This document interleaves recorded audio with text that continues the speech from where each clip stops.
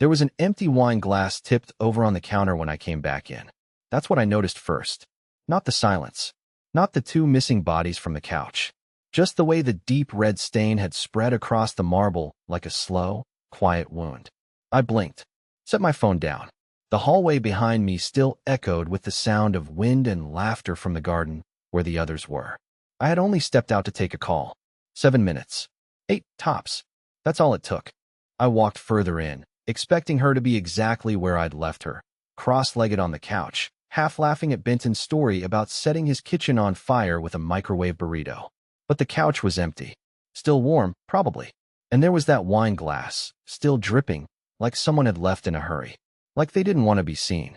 The bathroom door was shut. At first, that didn't mean anything. It's a party. People use bathrooms. But something was off. You know that feeling when your body knows before your mind catches up? That subtle shift in the air, like the molecules around you are trying to warn you? I took one step toward the hallway. Then another. There was a sound, soft, breathy, something between a gasp and a laugh. Muffled. Then his voice. Low. Chill. Just a second. And hers. Not the voice she uses with me. This one was unfamiliar. Intimate. Quick. Like she'd forgotten who she was for a moment. Or maybe remembered who she really was. I stood there in the hallway, staring at the bathroom door. Not knocking. Not speaking. Just listening. 7 minutes ago, I had stepped outside thinking about picking up dessert on the way home. Now I was wondering if I had just watched my marriage bleed out on a stranger's countertop. I stood there longer than I'd like to admit. Not frozen, not exactly.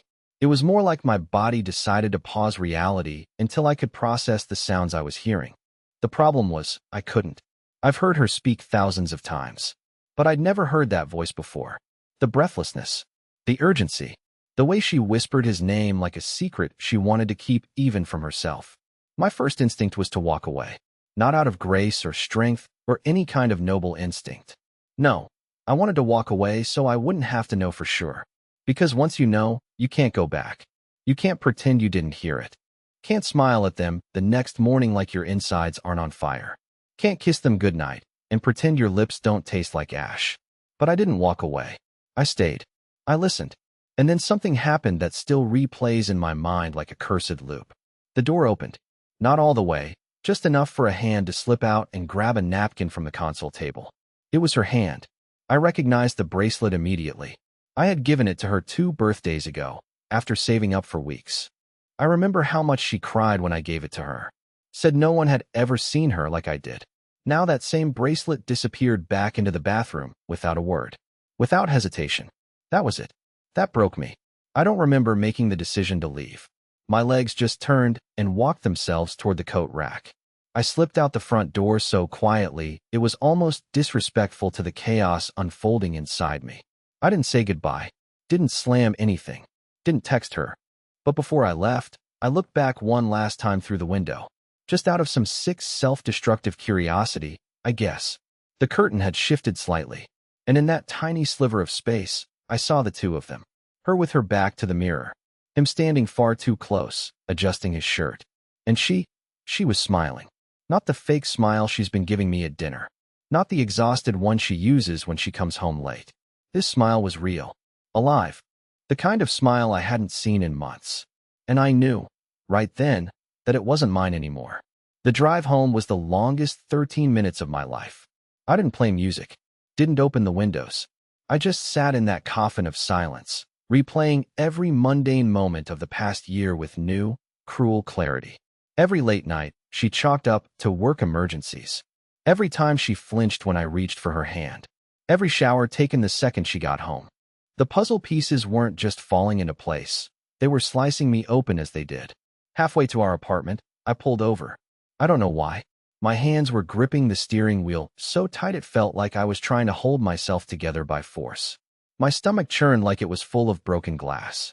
I kept asking myself one question over and over again, like a chant I didn't know how to break. What now? What now? What now? I wasn't angry. I wish I was. I think anger would have felt better. Cleaner. Anger lets you scream, break things, set fire to the memories. But what I felt was far worse. I felt erased. Like I had been slowly, silently replaced in a life I thought I was building. As if I'd been fired from the role of husband, and the new guy had already started moving his things into my lines of dialogue. When I finally got home, the apartment felt unfamiliar. Too clean. Too curated. Every photo on the wall stared back at me like a lie. Her shoes were still by the door. Her perfume still lingered in the hallway. The bed was made perfectly, too perfectly, as if untouched by anyone real in weeks. And yet, I knew her body had been warm in it last night. I knew I'd kissed her forehead before falling asleep. And I knew that none of that meant anything anymore. I sat down at the kitchen table and just stared. At nothing. At everything. My phone buzzed once. Twice. A text from her. "Hey, where'd you go? Thought you were just outside." I didn't answer. 3 dots appeared. She was typing. "Everything okay?" Still, I said nothing. I wanted her to feel that silence. To sit in it the way I had sat in that hallway, breath stuck in my throat, watching her smile at another man like I'd never existed. But silence only lasts so long.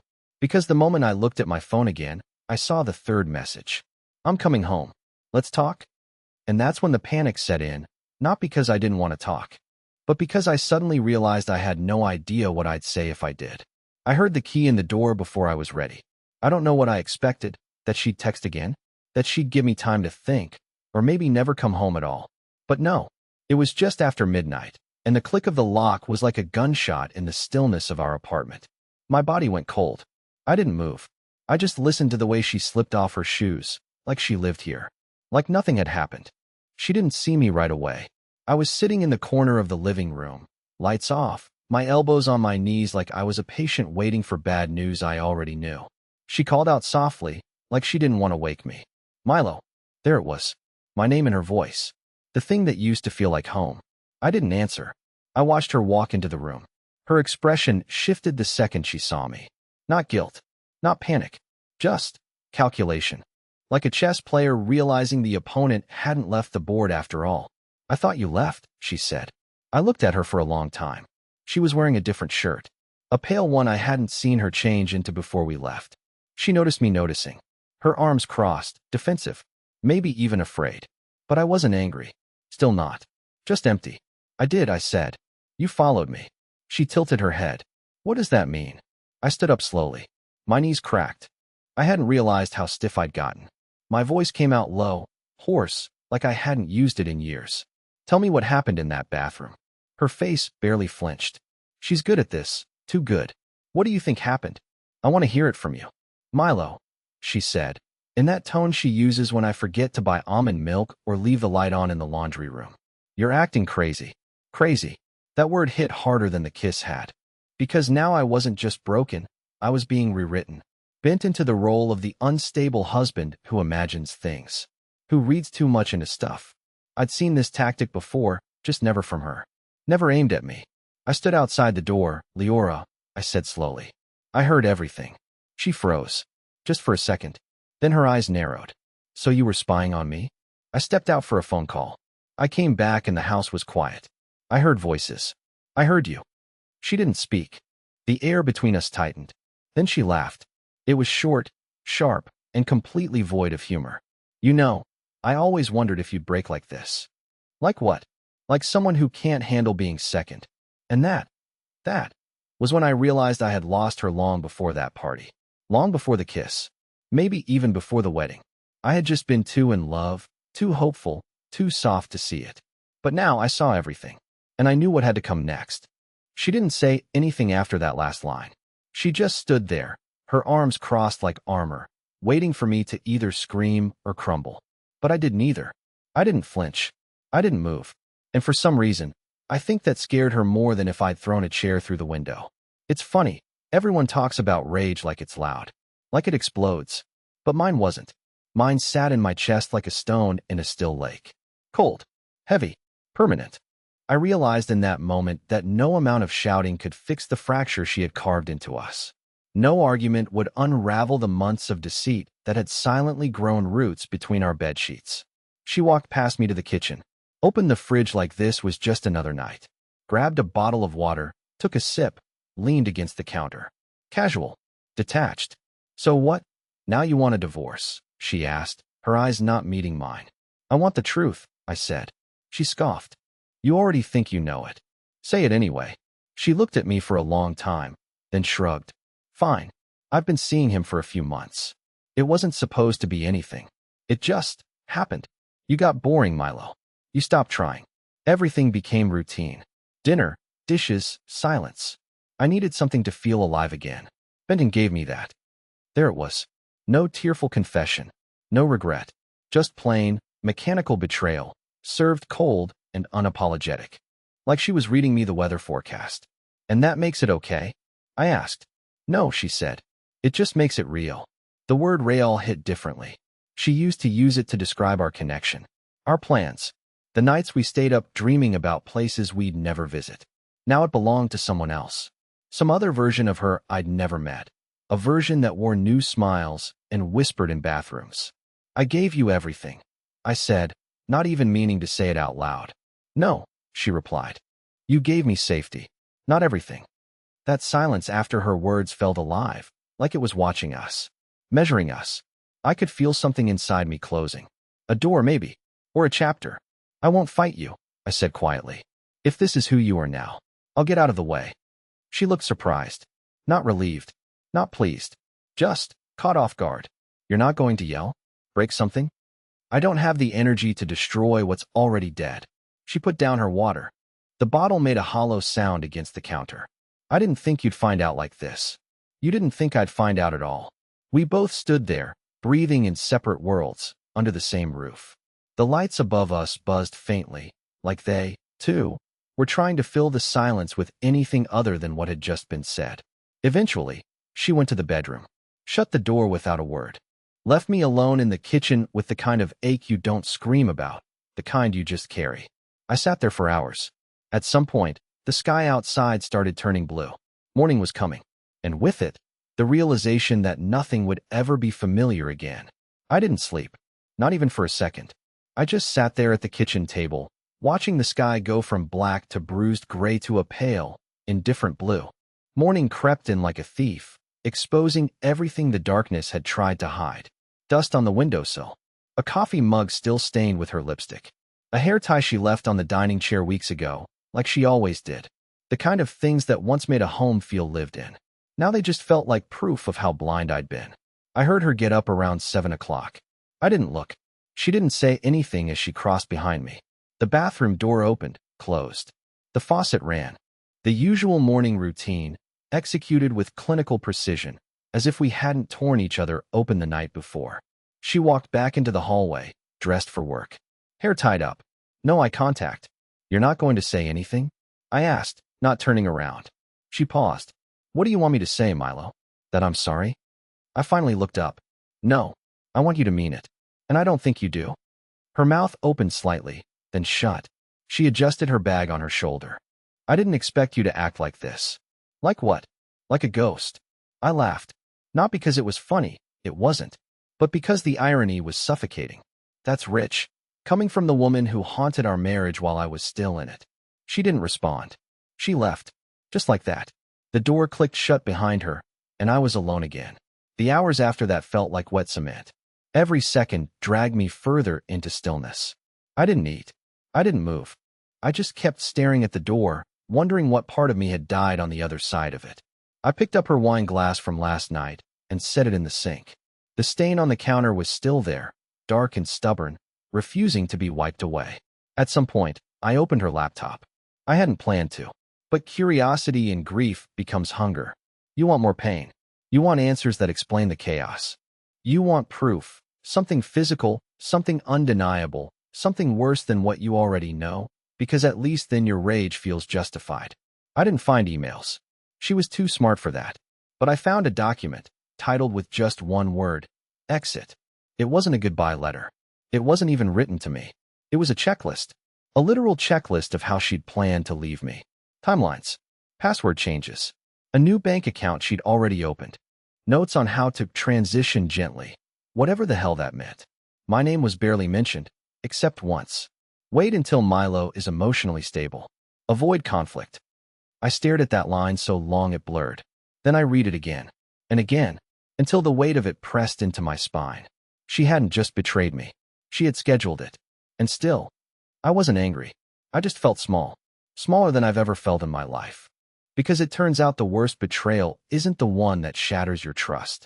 It's the one that makes you question whether you ever mattered at all. I don't know what broke first, the sadness or the illusion that waiting would change anything. There wasn't a specific moment, just the slow realization that sitting in that apartment was starting to feel like staying too long in a burning building and trying not to inhale. I packed in silence. No dramatic music, no shaking hands, just methodical movement. The way someone packs for war or surgery. Not a full suitcase, not even half. Just what I needed. What was mine? A few shirts. My grandfather's watch. A photo of my mom from 1996 that I didn't even remember owning until I opened the drawer. I didn't touch our wedding album. I couldn't. It felt radioactive. Like one glance would undo the progress I'd barely made. I didn't leave a note. She didn't deserve one. But I did take something else, something petty, something small, something only she would notice. The book she was halfway through. She left it on the nightstand every night like it was sacred. I took it and put it in my bag, not to punish her, but because I didn't want her to have the comfort of returning to something familiar. I wanted her to feel the missing piece. Call it cruel. I call it balance. The last thing I did before locking the door behind me was grab the folded checklist she titled Exit and place it neatly in the center of the kitchen counter. Then, beside it, I added something of my own. One of those cheap sticky notes we always left on the fridge with grocery reminders. This one had just 2 words, written in black ink. Too late. That was it. I didn't slam the door. I didn't even look back. But the moment I stepped outside, the air felt different. Not lighter. I wasn't stupid enough to think this was over. But it was real air. Moving air. Not the kind that sat stale between the walls of that apartment, soaked in deceit. I drove for hours. No destination. Just kept moving. Gas stations. Empty parking lots. Somewhere around 2 a.m., I ended up parked outside an old church we used to pass every Sunday on our way to brunch. I hadn't been inside in years, but it was always open. I walked in, sat in the back pew. Didn't pray. Didn't cry. Just let the stillness do the talking. And that's when I realized something that scared me more than her betrayal ever could. I had nothing. No plan. No home. No version of the future I could picture anymore. Just a half-packed bag and a heart that didn't even beat the same way. But I was free. Not healed. Not whole. Just free. And sometimes that's the most terrifying kind of freedom there is. The kind that doesn't come with instructions. The kind that leaves you standing in the ashes of everything you thought you'd die protecting. I didn't go back to her. Not after a week. Not after a month. Not after the apology text she sent 5 days later. And definitely not after the second one that came weeks after that. The one with the phrase, "I didn't mean to hurt you." As if intention could erase impact. I changed my number. Moved into a small 1-bedroom near the edge of town. Nothing fancy. A chipped countertop, creaky floors, a view of the back of a laundromat. But it was mine. The silence there didn't feel heavy anymore. It felt earned. I started waking up early. Not because I had to, but because it felt good to have nowhere to rush. I'd make coffee, sit on the floor by the window, and just exist. For a man who used to measure his worth in how well he kept someone else happy, learning to sit still with myself was a kind of revolution. Therapy helped. Journaling, too. I didn't write about her. I wrote about me. About how I'd spent so long shrinking to make someone else comfortable that I'd forgotten what it felt like to take up space. About how love isn't supposed to feel like auditioning. About how betrayal doesn't mean you're unlovable. It just means someone couldn't meet you where you stood. I reconnected with my brother. Started seeing friends again, the ones I'd slowly distanced myself from because she never really liked them. We went bowling. Drank terrible beer. Laughed about nothing. It felt unfamiliar at first, like trying on clothes you thought you outgrew, but they still fit. One morning, while walking to the coffee shop, I passed a bookstore and saw something in the window that made me stop. It was that same novel she'd been reading, the one I took. A quiet smile crept in. I didn't buy it. I didn't need to anymore. I had my closure. Because here's the truth. She lost me the moment she decided I was disposable. But I found myself the moment I chose not to be. And now? Now the air is clear. The mirror doesn't scare me. I don't feel hollow in the quiet. I don't wait for the next blow, or the next lie, or the next apology wrapped in manipulation. I live alone. I laugh often. I trust slowly, but I do trust again. Most importantly, I know who I am now. And that man, the one sitting at this window, Writing this story with steady hands and a heart that finally feels like it belongs to him isn't broken. He's just beginning.